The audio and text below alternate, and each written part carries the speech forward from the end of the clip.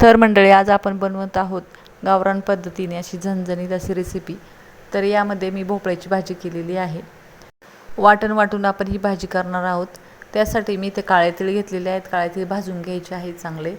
हे जास्त भाजायचे नाही, तडतड वाजायला लागले की लगेच काढून घ्यायचे। त्यानंतर एक कांदा घेतलेला आहे मोठा, तोही उभा चिरून तळून घेतला आहे आणि नंतर आपण त्यामध्ये खोबरे तळून घ्यायचं आहे, थोडासा लसूणही टाकून तळून घ्यायचं आहे। आणि हे जे वाटण आहे ते वाटून घ्यायचं आहे। तर अगोदरच मी इथे काळे तीळ भाजून वाटून घेतलेले आहेत। त्यानंतर आपण हे बाकीचे कांदा लसूण आणि खोबरं वाटून घ्यायचं आहे। त्यामध्ये मी अद्रक आणि कोथिंबीर टाकली आणि चांगल्या प्रकारे बारीक वाटून घ्यायचे। पाणी थोडंसं टाकून वाटून घेतलेलं आहे आणि त्यानंतर आपण याला फोडणी करणार आहोत।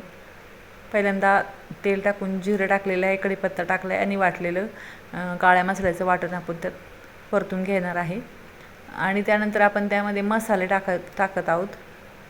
तर कांदा लसूण मसाला तुमच्या चवीप्रमाणे तुम्ही मसाले टाकू शकता। धनेपूड टाकलेली आहे, लाल मिरची पावडर आहे, हळद आहे आणि ते सगळं परतून झाल्यानंतर चणा डाळ टाकलेली भिजलेली आणि नंतर भोपळा टाकला। हे सगळं परतून झालं आपण पाणी टाकणार आहे शिजण्यापुरतं आणि नंतर आपण त्यामध्ये चवीप्रमाणे मीठ टाकायचं आहे। हे सगळं टाकल्यानंतर आपण ही भाजी शिजायला ठेवणार आहोत। तर भाजी शिजल्यानंतर आपण त्यामध्ये कोथिंबीर आणि कसुरी मेथी टाकायची आहे आणि अशा प्रकारे आपली भाजी तयार झालेली आहे। तर तुम्हाला रेसिपी कशी वाटली ती नक्की सांगा आणि चॅनलला लाईक शेअर आणि सबस्क्राईब करा।